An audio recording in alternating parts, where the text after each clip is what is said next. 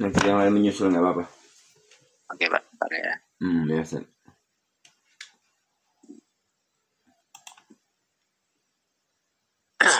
Bismillahirrahmanirrahim. Assalamualaikum warahmatullahi wabarakatuh. Waalaikumsalam warahmatullahi wabarakatuh. Innal hamdalillah nahmaduhu wa nasta'inu wa nastaghfiruhu wa na'udzu billahi min shururi anfusina wa min sayyiati a'malina. May yahdihillahu fala mudhillalah wa may yudlilhu fala hadiyalah. Asyhadu an la ilaha illallah wahdahu la syarikalah. Asyhadu anna Muhammadan abduhu wa rasuluhu la nabiyya ba'dah. Alhamdulillah Bapak Ibu yang dirahmati Allah, kita bersyukur kepada Allah Subhanahu wa taala pada pagi hari ini kita dipertemukan kembali di kajian online ini. Insya Allah kita akan sama-sama sharing diskusi tentang fikih muamalah ya. Kita sampaikan salawat dan salam kepada teladan kita Rasulullah Muhammad sallallahu alaihi wasallam.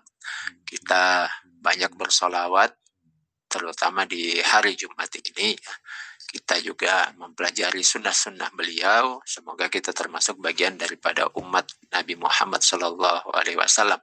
Karena umat ini digelari sebagai khairul ummah ya, sebagai sebaik-baik umat, dan tidak ada keselamatan kecuali mengikuti sunnah daripada Rasulullah sallallahu alaihi wasallam. Pagi hari ini kita akan melanjutkan pembahasan kita ya tentang akad samsaroh ya. Dan kita akan coba menghubungkan dengan studi kasus dalam bisnis online ya. Jadi bisnis online itu ada berbagai macam, dan pada pagi hari ini kita akan coba membahas salah satu yang lagi marak juga sebenarnya sekarang, itu adalah berkaitan dengan presentasinya. Masih muncul ya? Belum Ustaz. Itu yang muncul apa Ustaz gambarnya? Itunya nggak ada. Ya.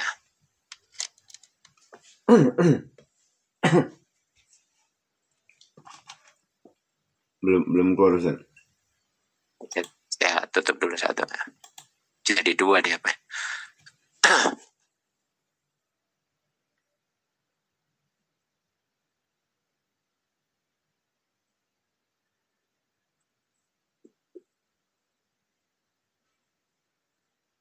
Nah, yang akan kita bahas itu yang berkaitan dengan bisnis dropship ya. Dropship termasuk bisnis yang lagi marak sekarang ini, dan ini nanti kita coba bahas dari sisi hukumnya.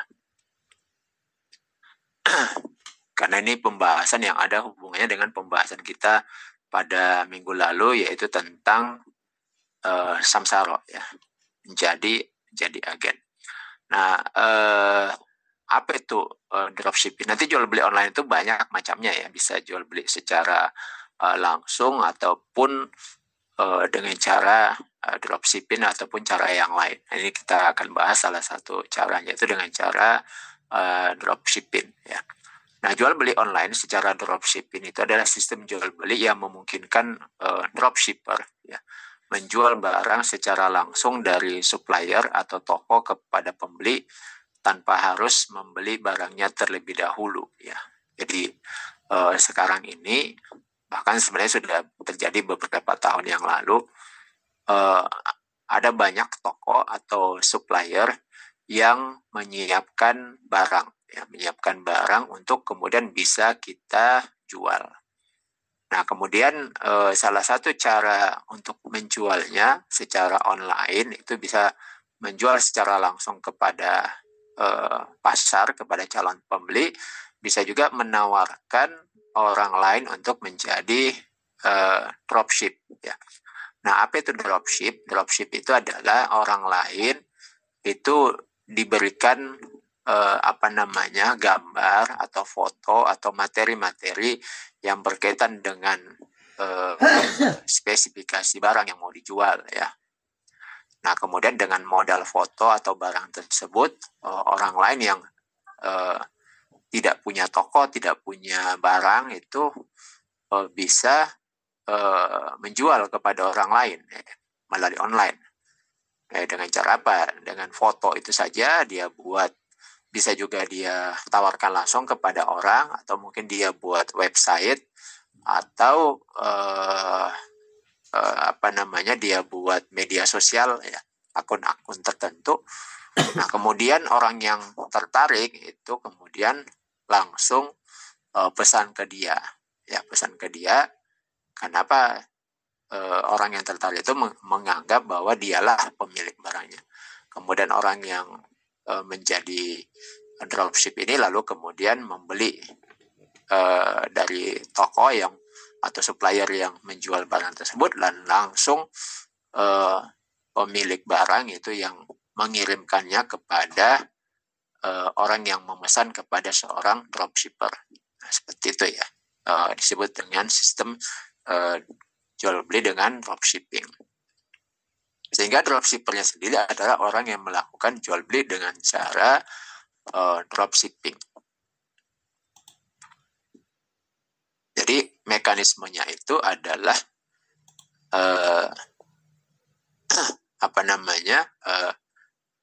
ada seorang pembeli ya, pembeli yang tertarik dengan suatu barang yang diiklankan oleh dropshipper, dia pesan kepada dropship ini tidak punya barang, tetapi dia punya materi iklan, gambar, video ya berkaitan dengan suatu barang.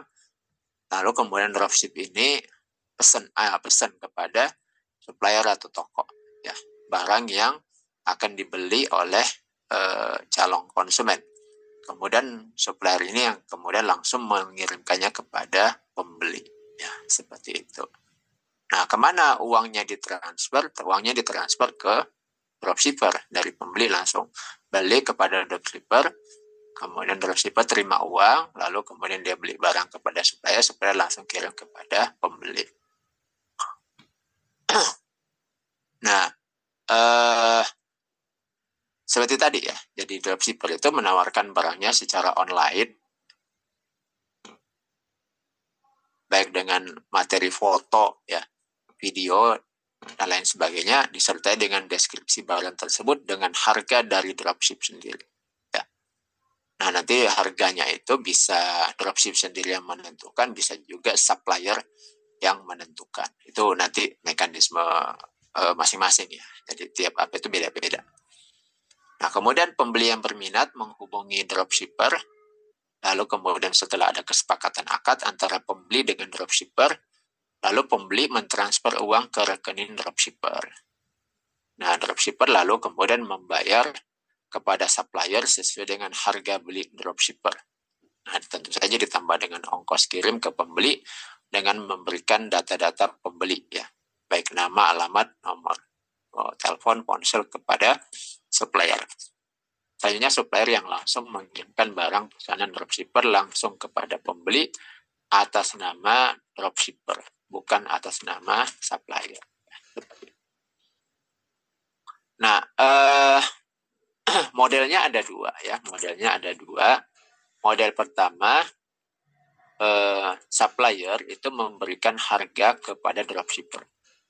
Kemudian dropshipper menjual barang dengan harga yang ditetapkan oleh dropshipper itu sendiri dengan memasukkan keuntungan dropshipper. Itu model pertama ya. Kemudian model kedua, supplier sudah menetapkan harga sejak awal kepada dropshipper, termasuk besaran fee untuk dropshipper bagi setiap barang yang terjual. Nah, ini yang saya sebutkan tadi ya. Jadi memang ada dua macam seperti ini menyangkut tentang harga ya. Jadi ada pihak supplier hanya menetapkan harga setor kepada supplier, ada juga supplier menetapkan harga jual ya. Jadi kalau supplier hanya menetapkan harga setor, berarti supplier lah yang menyetel sendiri ya, menyetel sendiri berapa keuntungan yang mau dia ambil. Ya, seperti itu. Nah, nanti dia akan mempertimbangkan biaya iklan ya, karena kan pada umumnya itu diiklankan. Karena kalau pakai cara organik itu bisa kalau sudah lama ya. Jadi kalau sudah lama melakukan ini dan juga sudah punya akun yang besar, itu berarti sudah punya banyak follower ataupun punya fanpage kalau di Facebook itu di Meta, nah dia sudah punya banyak follower di situ, itu bisa dengan cara tidak diiklankan, cukup secara organik. Tapi kalau masih belum punya itu, mau tidak mau harus diiklankan. Nah itu yang kemudian biaya iklannya harus ditambahkan kepada biaya setornya ya, supaya ada profit di dalam. Itu kalau model yang pertama. Kalau model yang kedua, berarti sejak awal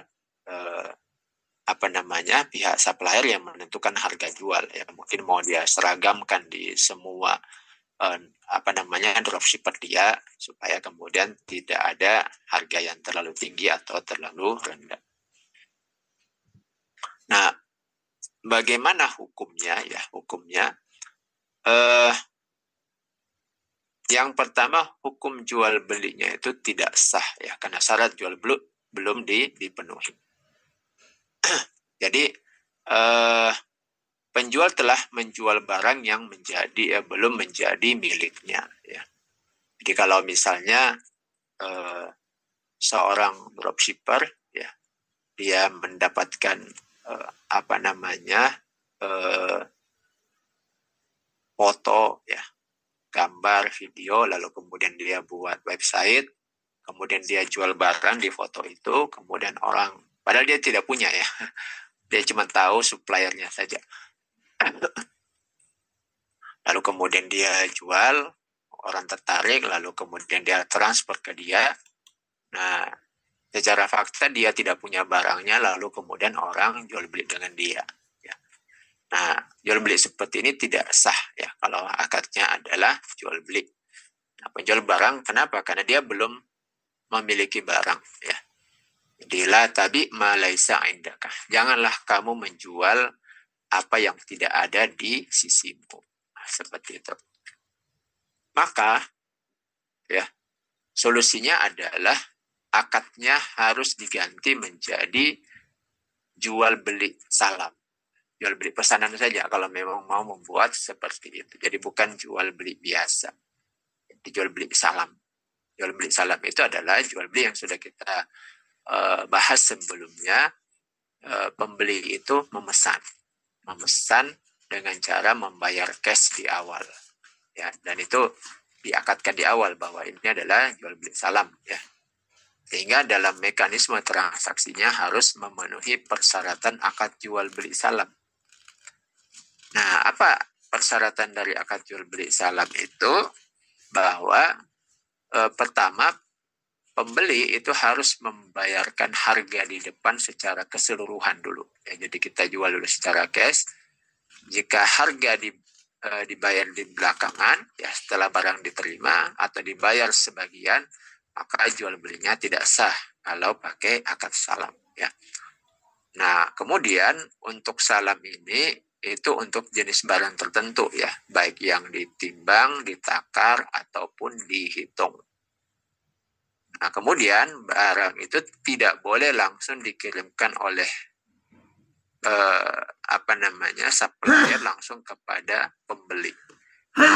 Jadi barang harus diterima dulu, takobut ya, oleh penjual, baru kemudian langsung dikirimkan kepada pembeli. Nah, seperti itu ya. Nah, apa dalilnya? Dalilnya adalah yang pertama ya. Anna Nabiya sallallahu alaihi wasallam naha an bai'il kali bil kali ya. Jadi Nabi melarang menjual hutang dengan hutang. Jadi jika penjual belum memiliki barang, berarti barang masih dalam tanggungan atau hutang si penjual. Demikian juga pembeli membayarnya di belakangan, maka pembeli juga masih memiliki tanggungan atau hutang kepada penjualnya. Maka memang harus dibayar di depan. Kalau tidak, akan terjadi bai' al-kali bil kali. Itu jual beli di mana dua-duanya berhutang. Jadi kalau bai' salam ya, si pembeli itu membayar di belakang, berarti kan si penjual itu berhutang barang, si pembeli berhutang harga. Ya, ini yang dilarang oleh Nabi. Jadi jual beli di mana dua-duanya berhutang. Jadi harus salah satunya itu ada cashnya di awal. Baik yang penjual itu berarti barangnya sudah dia sediakan. Dia kasih barangnya, baru kemudian si pembeli mengutang ya, bayarnya cicil atau bayarnya belakangan. Nah, itu berarti satu sudah ada barang, satu sudah ada, satu belum ya. Jadi utang dulu, baik sebagian atau keseluruhan. Atau sebaliknya, barang belum ada tetapi sudah di-cashkan di awal. Berarti satu yang tidak berutang. Intinya jangan sampai salah satunya yang berutang. Karena kalau dua-duanya berutang, jangan sampai dua-duanya berutang. Ya, kalau dua-duanya berutang berarti terjadi bai'il kali bil kali. Jadi melarang hutang dengan hutang. Penjual masih berhutang, si pembeli pun masih berhutang. Itu dilarang oleh Nabi. Salah satunya sudah harus ada ya, baik ada barang ataupun ada harga. Oleh karena itu, jual beli hutang dengan hutang adalah tidak sah. Ya. Nah, kemudian untuk barang salam, ya, man aslafa fala yuslifu illa fi kailin ma'lumin wa waznin ma'lumin. Jadi, barang siapa yang melakukan salaf, jual beli salam, maka hendaknya dia melakukan salaf kecuali pada takaran yang diketahui dan timbangan yang diketahui. Ya. Nah, kemudian barang-barang yang tidak ditimbang, ditakar dan dihitung seperti tanah, rumah, hewan tunggangan dan mobil tidak boleh hukumnya diperjualbelikan secara jual beli salam. Gitu, ya.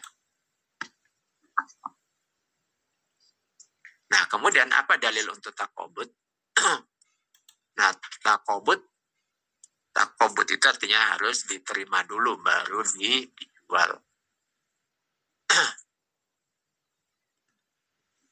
An Hakim bin Hisam ya, radhiyallahu anhu annahu qala qultu ya Rasulullah inni ashtari buyu'an fima yahillu li minha wa ma yuharramu alayya qala fa ishtaraita bai'an fala tabi'hu hatta taqbidahu ya. Aku bertanya, wahai Rasulullah sallallahu alaihi wasallam, sesungguhnya aku banyak melakukan jual beli, apa yang halal bagiku dan haram bagiku. Kemudian Rasul menjawab, jika kamu membeli sesuatu barang, jangan kamu menjualnya lagi hingga kamu menerima barang itu. Nah, gitu ya. Jadi kadang tidak mau repot ya. Jadi dia di Medan ya. Dia di Medan, kemudian dia beli barangnya di Jakarta. Kemudian salah satu pembelinya itu ada di Lampung, kan dekat Jakarta, atau di Banten ya, dekat Jakarta.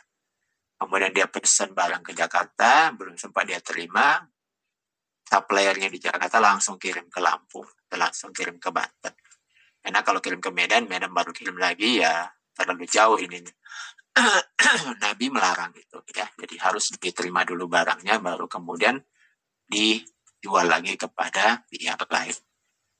Waduh repot lah kalau gitu. Ada solusinya ya, nanti kita bahas solusinya seperti apa supaya tetap memenuhi apa yang diperintahkan oleh Nabi.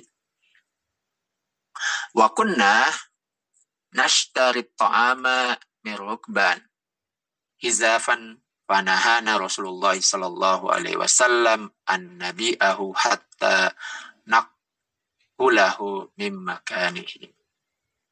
Jadi dahulu kami membeli makanan dari para pengendara secara borongan.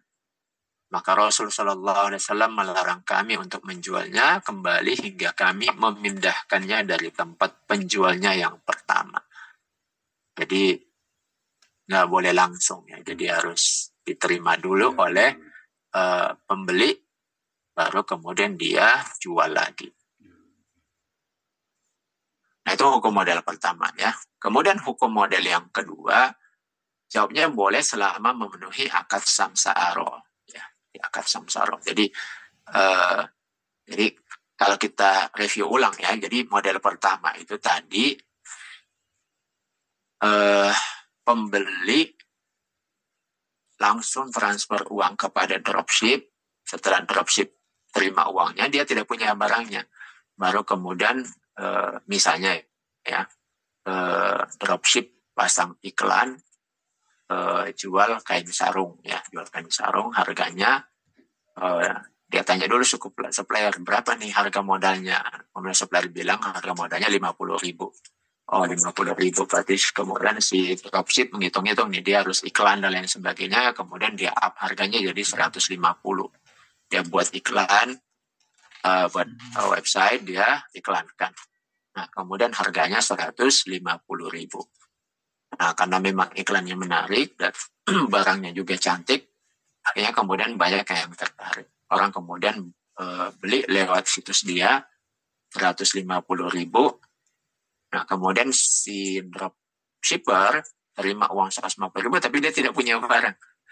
Nah, kemudian akhirnya dia hubungi supplier sarungnya, dia transfer 50.000 karena memang harga modalnya 50.000. Lalu kemudian si supplier langsung mengirimkan barang itu kepada orang yang memesan kepada seorang dropshipper. Nah, itu yang hukum yang pertama tadi yang kita bahas ya. Jadi dia tidak punya barang tapi dia jual. Ketika ada orang yang beli, lalu baru kemudian dia pesan kepada seorang supplier. Dia setel sendiri hari apanya, keuntungannya. Kemudian yang kedua itu adalah yang kita bahas sekarang ini. Ya. Jadi yang kedua itu adalah hanya berperang hanya jadi agen saja. Dropship itu hanya berperang agen saja. Kemudian si pembeli transfer langsung kepada suppliernya. Ya. Nah, hukumnya boleh kalau selama ini seperti ini selama memenuhi syarat akad samsara. Yang pertama, barang yang dikirim wajib atas nama supplier, tidak boleh atas nama dropshipper. Nah, kemudian dropshipper tidak boleh mencari perantara lagi, ya, yang disebut dengan reseller, karena menjadi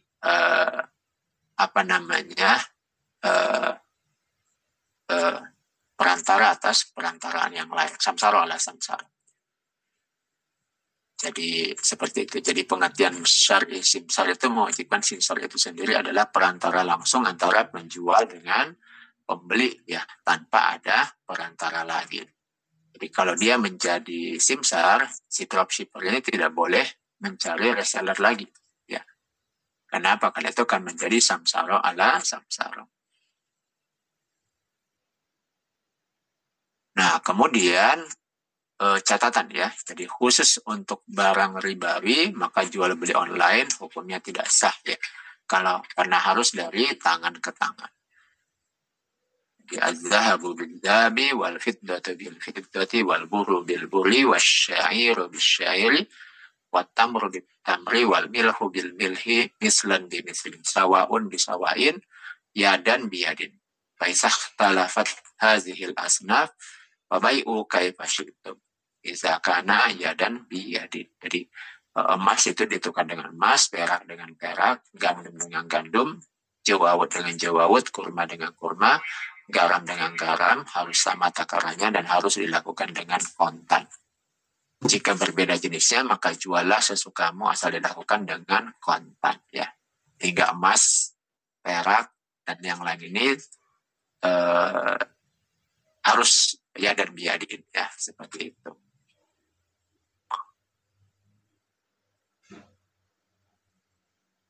Nah, masih ada pengecualian selain emas dan perak ya. Untuk jual beli gandum, jawawut, kurma, garam tidak boleh dari tangan ke tangan secara online atau kredit dengan syarat ya. Jadi boleh ya dilakukan secara online atau kredit dengan syarat pertama ada barang jaminan. Ini sudah pernah kita bahas ya, atau rohan. Jika tidak ada maka masih boleh tidak kontan asalkan kedua belah pihak itu sudah saling kenal dan saling percaya. Dalilnya adalah anna Rasulullah sallallahu alaihi wasallam ishtara min yahudiyyin ta'aman ila ajalin wa rohanahu dir'an lahu min hadidin. Jadi bahwa Rasul itu membeli dari seorang Yahudi makanan sampai tempo tertentu dan beliau mengagungkan baju besi milik beliau. Ya, jadi kalau selain emas dan perak, ya, baik itu kurma, gandum dan yang lainnya itu boleh dengan catatan ada rohan ya, jadi ada barang jaminannya. Nah, kalau tidak ada barang jaminan itu boleh juga kalau sudah terbiasa saling mempercayai ya. Jadi wa in kuntum ala safarin walam tajidu katiban farihanum maqbudah fa in amina ba'dukum ba'dan falyu'addil ladzi tumina amanatahu waliyattaqillaha rabbahu. Ya, jadi jika kamu dalam perjalanan dan bermuamalah tidak secara tunai, sedangkan kamu tidak memperoleh seorang penulis, maka hendaklah ada barang tanggungan yang dipegang oleh orang yang berpiutang.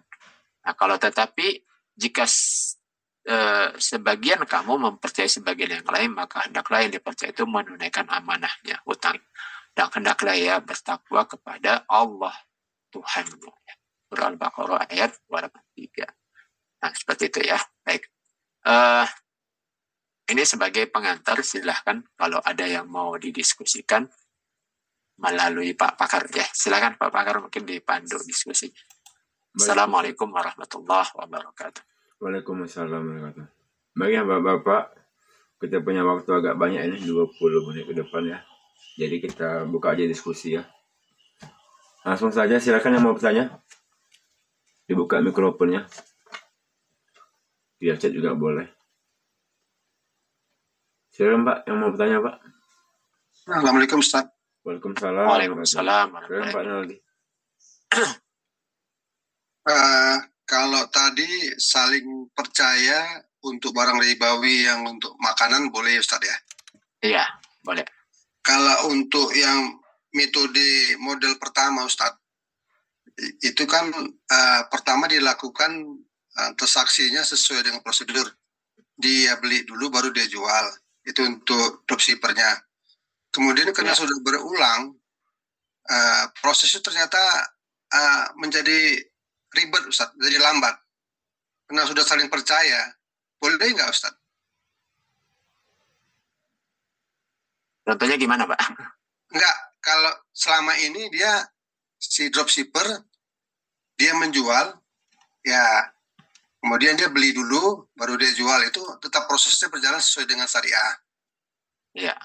Tapi sudah berjalan berapa kali lancar, tapi agak lama waktunya Ustaz. Kemudian mereka udah saling sepakat, udah saling percaya, udah nggak apa-apa. Dia bayar dulu, nanti baru dia pesan. Boleh nggak Ustaz? Bayar dulu separuh misalnya, separuh DP dulu, nanti baru dia pesan gitu. Saking ini Ustaz, saking sudah percaya Ustaz. Sudah saling percaya Ustaz. Itu dia. Ya, jadi gini, proses itu jadi praktis. Ya, jadi dropship model pertama tadi itu disyaratkan bahwa si penjual barang itu kan harus memiliki barang dulu ya, memiliki barang dulu, baru kemudian dia boleh menjualnya. Nah, kalau kemudian tidak memiliki barang, maka boleh dengan cara menggunakan akad salam ya, jadi jual beli pesan. Jadi si pembeli itu memesan barang tersebut dengan membayar cash di awal, baru kemudian akan terima barangnya. Nah, tetapi dropship itu harus menerima barang dulu ya, menerima barang dulu. Ketika dia memesannya, baru kemudian dia kirimkan kepada pembelinya. Nah, ini yang kemudian seringkali tidak terpenuhi ya dalam akad dropship. Lalu bagaimana solusinya? Solusinya itu kenapa? Karena dropship itu biasanya kan jauh ya. Suppliernya misalnya ya, suppliernya itu di Jakarta, yang mendropshipkan itu di Medan. Sementara pembeli dia di Kalimantan, karena terjadinya online. Nah, pembeli yang di Kalimantan itu sudah transfer uang ke dia di Medan. Kemudian yang dropship ini di Medan pesen barangnya ke Jakarta. Setelah dia pesan, dia bayar cash kepada supplier di Jakarta, berarti kan sudah miliknya si dropship. Dan dia tinggal di Medan ya. Nah, lalu bagaimana nih supaya bisa dikirim langsung ke dikirim langsung ke pembelinya ya, kirim langsung ke pembelinya. Maka kalau dia kirim langsung ke pembelinya di Kalimantan, nah tentu saja ini kan tidak memenuhi apa yang disyaratkan oleh Nabi, bahwa barang itu harus diterima dulu ya, harus diterima dulu oleh si dropship, lalu kemudian boleh dikirimkan. Apa solusinya? Solusinya adalah bahwa si dropship ini bisa membuat wakil ya, jadi membuat wakil di di Jakarta ya, mencari wakil di Jakarta. Nah, wakilnya itulah yang kemudian mewakili dia menerima barang di Jakarta, lalu kemudian dari Jakarta dikirim ke Kalimantan. Supaya tidak ribet, kirim ke Medan lagi baru kirim ke Kalimantan. Nah, itu solusinya yang apa, Pak? Jadi dia mengangkat seorang wakil untuk kemudian menerima barang di Jakarta. Seperti itu ya. Berarti tidak berlaku saling percaya, Ustaz ya? Ini bukan masalah tidak saling percaya, Pak. Ini hukum harus menerima barang dulu. Ya, kalau saling percaya itu adalah dari sisi pembayarannya. Ya, sisi pembayarannya bolehkah cash atau tidak cash? Ya, seperti itu. Ini dari sisi menerima barangnya. Kan tadi ada dua tuh, ya kan? Ada dua. Yang pertama cash dan tidak cashnya itu untuk barang ribawi. Yang kedua itu adalah hukum menjual lagi barang yang dibeli, ya. Itu harus barangnya diterima dulu. Jadi ada dua tinjauan ya. Jadi ada dua tinjauan. Jadi kalau misalnya barang itu mau kita jual lagi, barang itu harus kita terima dulu, baru kemudian kita jual lagi. Nah, seperti itu. Makasih, Ustaz. Iya. Ya, Pak. Waalaikumsalam warahmatullahi wabarakatuh. Ya, Pak Sapri. Dalam kasus yang ditanyakan Pak Trinaldi tadi, boleh nggak dropshipper itu mengangkat, menunjuk wakilnya karyawan dari supplier itu sendiri, sehingga tidak perlu jauh-jauh wakilnya itu, sehingga langsung bisa dikirim oleh supplier ke pembeli. Maksudnya mengangkat ininya apa ya? Jadi sebaiknya jangan kasih karyawannya, itu kan bagian daripada supplier gitu ya.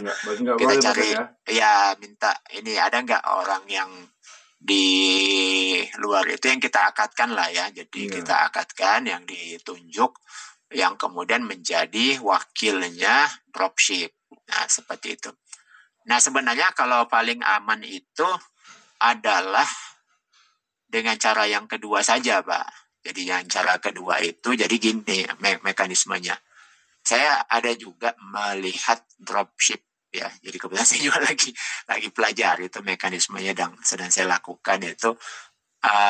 Jadi penyedia supplier ya yang secara online itu kan kadang menyiapkan dua mekanisme pembayaran. Jadi ketika kita dibuka peluang untuk menjadi dropshipper, itu dia buka dua peluang ya. Peluang pertama, konsumen itu membayar langsung ke kita ya sebagai dropshipper, dropship ya yang menjual langsung. Lalu kemudian setelah orang pesan itu kita terima uangnya, baru kita pesan ke supplier. Nah, itu yang mekanisme pertama. Atau mekanisme kedua, konsumen langsung transfer kepada supplier, rekeningnya supplier ya. Jadi dan kita diberikan hak untuk meng-up harga ya kan. Jadi terserah kita mau meng-up harga berapa, tapi si supplier hanya menetapkan harga setor. Nah, kalau seperti itu, nah itu yang aman, Pak. Jadi karena kita kan posisinya menjadi samsaro, menjadi agen saja ya, menjadi agen. Nah, nanti tinggal kita minta ketika dikirimkan ada logo ya, ada logo daripada supplier itu. Jadi misalnya penyedianya itu kan banyak tuh ya online, ada bisa 1688 atau Ostok atau macam-macam lah ya. Nah, kita minta logonya itu dikirimkan oleh Ostok, misalnya dikirimkan oleh Ostok untuk konsumen dari Pak Syafri misalnya, seperti itu. Nah, diminta seperti itu. Jadi tetap barang itu dikirim atas nama supplier, tapi tetap juga disebut identitas kita yang menjadi dropshipnya ya. Jadi untuk konsumen kita, karena kita yang mencari kan konsumen. Nah gitu Pak ininya, kalau pakai dengan cara akad samsara. Terima kasih Ustaz. Ya, sama-sama. Berarti lebih aman gitu ya, suruh dia dulu bayar ke supplier Ustaz ya. Ya, suppliernya kita, dan sekarang tuh ada mekanisme itu ya, kan ada mekanisme itu, mereka bayar langsung ke suppliernya, sampai langsung kirim ke jadi kita nanti setelah barang diterima oleh supplier, maka langsung cering ya kan, masuk ke rekening kita ininya, atau bisa kita withdraw lah, bisa kita tarik berapa profitnya, selisih harga dari harga jual dengan harga setor plus ongkos kirim. Nah gitu Pak ya. Oke, syukur. Assalamualaikum Ustaz. Waalaikumsalam. Silakan Pak Matondang. Waalaikumsalam. Ya, silakan. Mungkin Ustaz, kita selama ini kan berjualan dengan ada seperempat gitu Ustaz, lampu-lampu atau apa. Jadi orang pesan Ustaz COD lewat akun kita Ustaz gitu. Jadi dia COD mau pesan titip buat kita. Bolehkah kita marah harganya itu Ustaz sebagai penjual Ustaz? Begitu Ustaz. Jadi kita sebagai penjual. Markup itu gimana Pak? Ya semuanya dinaikkan harganya. Harganya di situ itu kan biasanya Ustaz, modal kita itu jadinya sampai yang sering kita beli itu umpamanya sampai di tangan kita seharga 300.000 Ustaz gitu. Jadi kita jual pun selama ini Ustaz umpamanya jadi 350 gitu. Jadi kita tawarkan tetap 350, tapi dia karena pengen selalu, udah saya titip uangnya nih katanya. Padahal barang belum datang gitu Ustaz. Masih orang pesan secara online ke Pak Matondang gitu ya. Iya Ustaz. Misalnya pasang iklan di marketplace lah ya, marketplace, apakah Facebook Marketplace, Pak Matondang jual spare part ya di daerah Tanah Karo sana gitu ya. Kemudian Ustaz, kita melalui akun Shopee kita Ustaz, tapi kita akun Shopee kita. Kemudian barangnya kita yang beli, bukan sebagai affiliate kan? Kita selalu pesan Ustaz, selalu pesan untuk buat stok. Iya.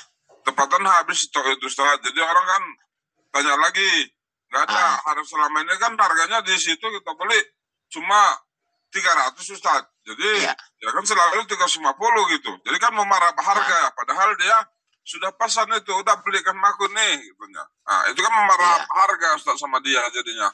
Gitu. Sebelum datang barangnya kita udah terima uang COD-nya jadinya. Oh begitu Pak Ustaz, barangnya belum datang tapi orang itu sudah bayar ke Pak Matondang gitu Pak Ustaz.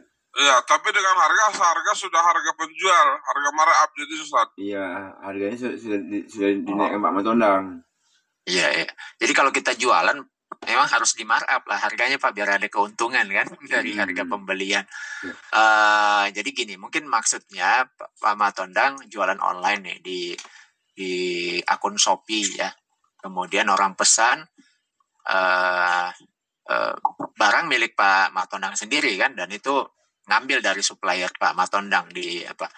Nah, ketika orang pesan ya Pak Matondang punya barang langsung dikirim. Nah, pas pada hari itu barangnya Pak Matondang lagi kosong kan gitu ya. Nah, berarti tinggal menunggu dari suppliernya Pak Matondang baru kemudian dikirimkan. Nah, seperti itu. Jadi sebenarnya tidak ada masalah di situ, Pak. Jadi kalau misalnya Pak Matondang ngambil dari suppliernya Pak Matondang itu 300.000, jual 300 ya, jual 350, ya memang jual beli itu ya cari keuntungan kan gitu, seperti itu. Jadi kalau tidak ada keuntungannya bukan jual beli namanya, itu namanya menyumbang ya kan. Nah tinggallah ketika Pak Matondang tidak punya stok, berarti kan tinggal nunggu barangnya dulu ya. Jadi yang jadi poin di situ itu adalah yang pertama Pak Matondang harus menerima barangnya dulu ya kan, harus menerima barangnya dulu, baru kemudian kirim ke konsumennya Pak Matondang ketika tidak punya barang. Atau ketika misalnya pengen cepat ya kan, ketika pengen cepat Pak Matondang tidak punya barang, telepon suppliernya supaya langsung kirim kepada pembeli misalnya gitu ya.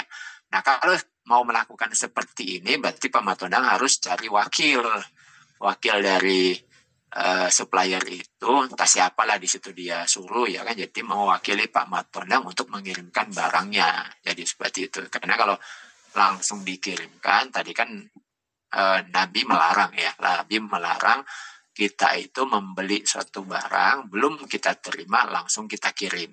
Jadi angkat wakil di sisinya supply-nya Pak Matondang, siapa yang mau dijadikan wakil dari sana gitu, kah tetangganya atau siapa gitu. Nah biasanya seperti ini ya, mungkin ada biaya lah seperti itu kan, ada biaya untuk jasa dia gitu ya, seperti itu, mewakili Pak Matondang. Nah gitu Pak, selain daripada penjual ya. Nah yang jelas seperti ini Ustaz, itu kan masih aku lihat tadi, maksudnya Pak Pakar nih mau pesan sama saya nih, ini lampu ada ini, Pak Pakar bilang. Iya, kan? Iya, nah, Shopee ya. Udah kelihatan harganya di Shopee Ustaz, ditambah ongkirnya. Jadi sampai COD-nya ini harganya 300 gitu. Iya. Tapi aku bilang sama dia 350 Ustaz gitu. Sama Pak Pakar. Iya. Walaupun nanti dia cek di Shopee dia tetap 300, tapi aku bilang sama dia 350 karena aku selama ini kan jualan. Iya. Jadi orangnya dah pesankan sama aku, ini uangnya katanya. Kan udah aku marah, Ustaz. Dia udah beli sama aku padahal barang aku belum ada. Dia udah uangnya sudah aku terima gitu. Nah, nanti tapi setelah barangnya ada. Tidak secara online Pak ya? Tidak secara online berarti ya? Kami antar Pak Pakar tidak secara online. Aku yang hanya membeli online gitu Ustaz. Oh gitu, ya. Oke. Ya, paham. Berarti jual belinya jual beli pesan Pak. Jadi hukumnya ya. Jadi Pak Pakar mengcashkan di awal, kemudian Pak Matondang itu berutang barang ya, baru belakangan barangnya diberikan. Seperti itu Pak. Iya Ustaz. Apabila nggak datang sama sekali pun barangnya tuh, aku wajib balikkan uangnya gitu Ustaz. Jadi nggak akan gitu. Iyalah. Kalaupun tadi barangnya tadi rusak atau karena memang tanggung jawab aku gitu Ustaz. Jadi kalau nggak dimarah selalu kerugian saya gitu. Iya. Yang penting sudah boleh kita gitu Ustaz. Yang penting sudah diakatkan di awal Pak harganya kan, tidak ada tambahan kan, seperti itu. Iya. Iya. Jual beli utang jadinya kan, seperti itu. Jual beli utang jadi namanya Ustaz ya? Iya. Pak Matondang utang barang sama Pak Pakar karena sudah membayar cash di awal. Iya, karena uangnya saya kasih cash dulu ke Pak Matondang. Iya. Itu maksudnya Ustaz. Berarti boleh dimarah di situ Ustaz ya? Boleh aja Pak ya. Oke, terima kasih Ustaz. Boleh Pak Matondang. Kalau pembayarnya setelah barang datang aja kenapa Pak Tondang? Pembayarannya setelah barang udah Pak Tondang pesan udah datang, baru kesekan dia, baru dia bayar sesuai dengan termasuk markup-nya, termasuk dengan keuntungannya itu kan. Boleh juga Pak.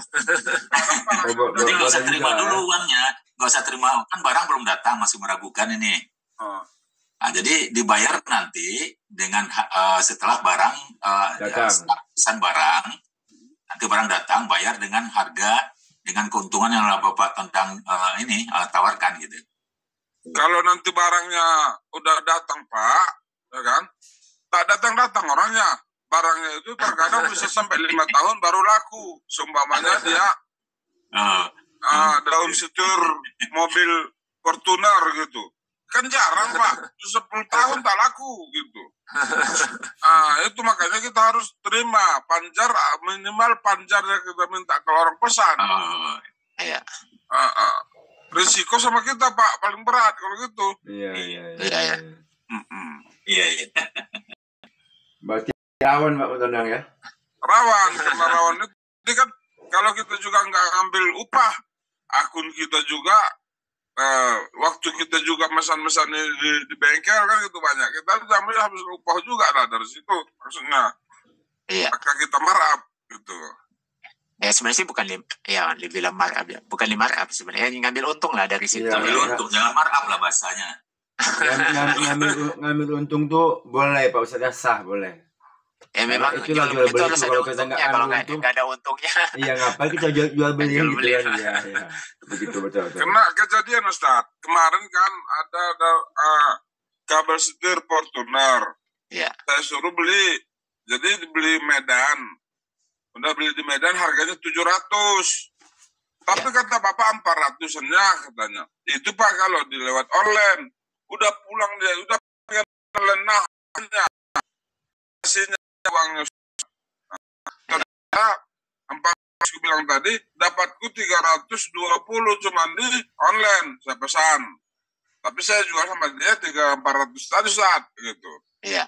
Nah itu kan udah memarkup namanya. Dari harga online-nya. Dia sudah kasih uang kita duluan gitu. Iya.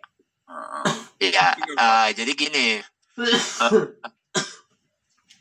harga yang ditetapkan itu adalah sesuai akad, Pak. Jadi ketika membuat akadnya berapa harganya, Bapak sudah harus memasukkan keuntungannya di situ. Tidak lagi melakukan pembicaraan 2 kali gitu. Iya. Berarti Pak Mentondang kalau mau jual barang itu misalnya langsung Bapak ambil untung di situ, misalnya harganya segini, langsung Bapak buat aja. Ini kujual sama kamu 4.000, dah selesai. Tapi itu sudah Bapak sudah dapat untung Bapak gitu Pak Ustadz ya? Iya betul. Jangan sampai ngomong bertele-tele istilahnya, langsung aja. Ini Pak, dah. Di situ Bapak sudah ngambil untung tapi. Gitu, oke.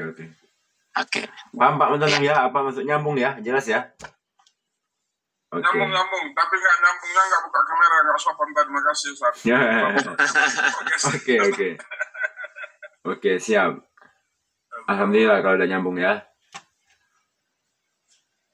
Anak-anak sekolah libur kan Ustaz? Iya, masih libur ini. Boleh lah. Satu lagi pertanyaan. Ya, boleh silakan. Libur kok. Satu atau dua lah, ayo silakan. Sebelum kita tutup, masih bisa kok. Berarti nanti Ustaz kirim 2 materi Ustaz ya? Yang kemarin sama yang ini Ustaz ya? Oke. Ya, siap. Oke Ustaz. Ya silakan Bapak, masih punya waktu kita. Dua lagi lah, dua pertanyaan. Pokok intinya kalau kita berjual tuh boleh kita ngambil untung. Nah, kalau kita nggak ngambil untung, kita nggak usah berjualan lah. Kerja bakti. Ya.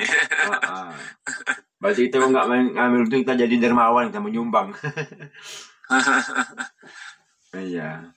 Tapi bahasa disederhanakan, bukan apa mengambil keuntungan. Nah, gitu. Iya. Biar agak cantik warna bahasa, jangan mengambil keuntungan. Silakan lah, Pak. Ya, kalau ngambil keuntungan berapa persen Ustaz dari modal Ustaz? Terserah. Ya kan Pak Ustaz mau memang kalau di dalam Islam itu ada yang disebut dengan goban fahishi. Goban fahishi itu artinya trik yang sangat keji ya, di mana dia menjual harga yang jauh lebih mahal daripada harga pasar. Nah, tetapi memang ini perlu kita lihat ininya ya, tempatnya. Ya. Jadi kalau misalnya kita jualan nasi ya kan, nah nanti itu kan pasti akan beda-beda tuh harganya. Nah, kecuali kalau dia barang sejenis di tempat yang sama ya, seperti itu. Jadi ketika ada gitu ya, misalnya barang-barang umum lah ya, itu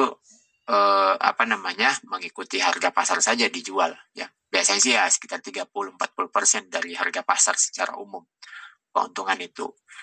Nah, nanti pasti akan beda lagi kalau beda tempatnya. Nah, kita beli air minum misalnya kan, merek A misalnya. Nah, kalau belinya di kedai biasa dengan belinya di bandara tentu saja jauh sekali bedanya kan? Seperti itu. Nah, maka ya sesuai dengan ininya saja, apa namanya, umumnya dengan kelas yang sama ya, seperti itu. Nah, itu yang menjadi patokannya. Nah, nanti kalau orang menjual barang yang lain, pasti dia akan memasukkan biaya operasional dia kan, seperti itu. Kalau orang jualan secara online, nah biaya operasional dia itu biasanya di iklan. Nah, di iklan itulah yang kemudian mungkin biayanya kadang agak mahal, sehingga ya dia jual lebih mahal, seperti itu. Izin Ustadz, ya, kalau ada waktu Ustadz, kita belajar mengenai strategi bisnis Abdurrahman bin Auf, Ustadz. Strategi bisnis Abdurrahman bin Auf, Pak, ya? Ya, ada tuh materi di apa Ustadz bicara. Oh gitu ya? Ya, saya pernah ikut, cuma kurang detail. Ada nah, termasuk tadi besarnya keuntungan tadi dia di situ juga ada dibahas. Iya. Saya belum terima tuh materinya tuh, belum dapat terima. Pernah beliau buat ini ya? Kajiannya hari Rabu siang tuh, Ustaz. Oh, yang Rabu siang itu ya. Oke. Yang apa ya? Yang salis itu ya, Rabu siang. Ya, dia ada 7 strategi itu, termasuk tadi besaran keuntungan yang diambil. Oke. Ya mungkin dia pakai faktor kali, Pak, ya. Oh, dia pakai ini, Pak, sistem apa? Abdurrahman bin Auf ya, maksudnya orang udah percaya tinggal apa naruh barang aja gitu ya. Ya, ini mungkin mohon maaf saya bukan ngajar Ustaz. Dia secara umum itu ada 7 Ustaz. Iya. Mungkin kalau boleh saya sampaikan sih Ustaz, kalau boleh Pak, silakan Pak. Untuk sharing boleh, silakan aja. Yang pertama itu niat berdagang itu adalah untuk membela agama Allah. Iya. Bukan untuk keuntungan kita. Kalau keuntungan kita itu kan terbatas, Ustaz. Kita mungkin hanya butuh 100 juta, maka Allah akan berikan ya 100 juta itu aja. Tapi kalau untuk kepentingan agama Allah kan itu tidak terbatas, Ustaz. Iya. Itu yang pertama. Kemudian langkah yang kedua, saya menjual tidak dengan utang. Iya. Ya, saya menjual dengan tidak utang. Jadi kalau seandainya ada orang yang butuh barangnya, dilihat orang itu betul-betul susah, dia lebih bagus bersedekah. Iya. Ya, ada lagi langkah berikutnya, saya tidak pernah membeli barang cacat. Ya, saya tidak pernah membeli barang cacat. Kalau seandainya ternyata pas dia menjual ada barang yang cacat, dia sampaikan, ini cacat, saya tambah barangnya atau harganya saya turunkan. Gitu. Iya. Nah, terus kemudian yang selama ini kita pernah dengar bahwa kalau saya mau jualan, tunjukkan saya pasar, gitu kan. Iya. Ternyata maknanya itu adalah kita harus survei pasar dulu, riset pasar dulu, kebutuhan pasarnya itu apa, baru kita jualan. Jangan kita cari modal dulu, ternyata yang dijual itu nggak kebutuhan pasar. Gitu. Iya. Ya, langkah yang kelima itu saya tidak mengambil untung banyak. Yang saya butuhkan itu adalah volumenya yang banyak, yang laku. Iya. Ya, jadi dia otomatis secara strategi bisnis dia bisa bersaing sama orang lain harganya. Kita boleh aja menjual lebih tinggi, tapi kalau nggak laku percuma, Ustaz. Maka dalam sistem dagangnya Abdurrahman itu dia lebih bagus menjual volume daripada volume, ya betul, quantity ya. Iya. Kalau yang ketujuh itu keenam, Pak. Hasil akhirnya itu adalah yang keenam, Pak, yang keenam belum, baru ketujuh. Ya, yang keenam. Kalau yang keenam itu sebenarnya kesimpulan dari atas semua, Ustaz, itu. Iya. Bahwa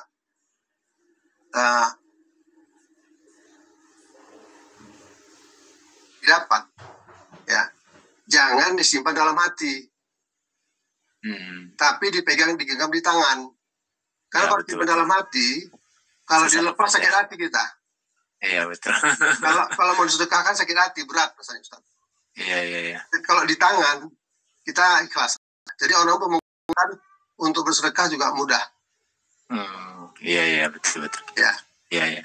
Yang ketujuh, kita hasil akhir adalah mengharapkan ridhonya Allah. Apapun yang kita lakukan, yang kita harapkan adalah ridhonya Allah. Iya. Okay. Terus Ustaz, ada 7 itu secara umum, cuma detailnya perlu juga dibahas Ustaz. Iya. Oke. Mohon maaf. Bagus itu. Iya. Bagus Pak. Nanti kita minta Ustaz Isolah, semoga dapat beliau bocoran dari Ustaz UDC ya. Iya. Dapat materi.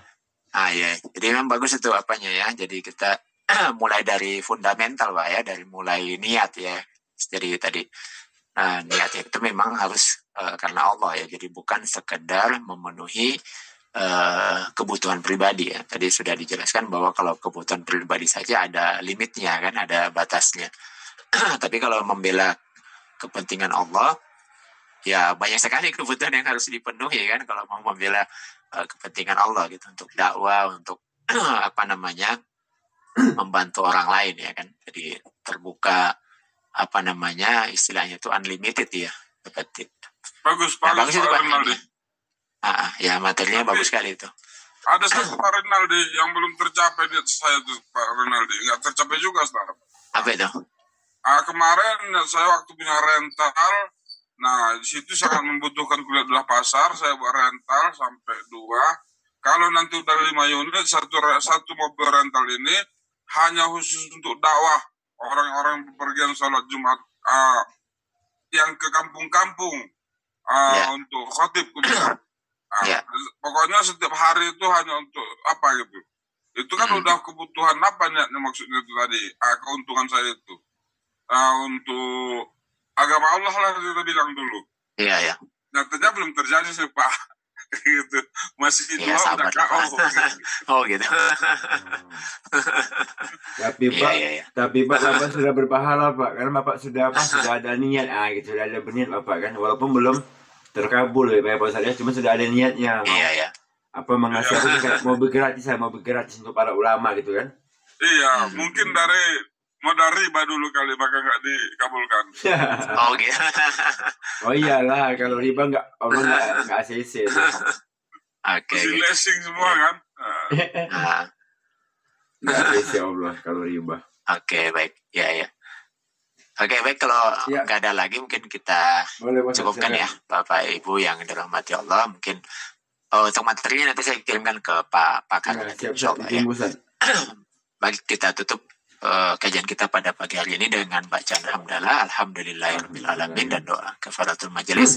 Subhanakallahumma wa bihamdika asyhadu an la ilaha illa anta astaghfiruka wa atubu ilaik. Assalamualaikum warahmatullahi wabarakatuh. Waalaikumsalam. Syukur ya Pak Ustaz. Ya, Afwan Pak ya. Saya izin duluan Pak ya. Iya Ustaz. Baik ya, nanti saya kirim yang dari Pak Rinaldi ya. Cara jual Abdurrahman bin Auf. Ada 7 poin ini. Sudah saya catat, nanti saya share ke grup lah insyaallah. Bagus sekali ini semuanya. Sudah saya catat, insyaallah saya kirim di grup. Bagus kita baca. Dan juga bagus untuk di cara umumnya, bagus sekali ini. Oke ya. Semoga hari ini abang kita kerjakan mendapatkan kebaikan dari Allah. Yang masih sakit semoga cepat sembuh. Yang masih punya utang semoga cepat lunas ya. Yang baru merintis usaha semoga usahanya lancar ya. Dan juga semoga hari ini kita mendapatkan keridhaan dan kebaikan dari Allah Subhanahu wa taala. Amin ya rabbal alamin. Baik ya, Bapak kita tutup ya. Dan membaca hamdalah alhamdulillah alamin, dan juga doa kifatul majelis. Subhanallah wa bihamdika asyhadu an la ilaha illa anta astaghfiruka wa atubu ilaik. Wassalamualaikum warahmatullahi wabarakatuh. Syukurnya semuanya ya. Waalaikumsalam warahmatullahi wabarakatuh. Dan juga yang mau bayar uang tabaruk sudah bisa ya, tinggal 4 hari lagi kita serahkan ke guru kita ya. Oke ya, semangat, salam sukses, Allahu Akbar. Assalamualaikum warahmatullahi wabarakatuh.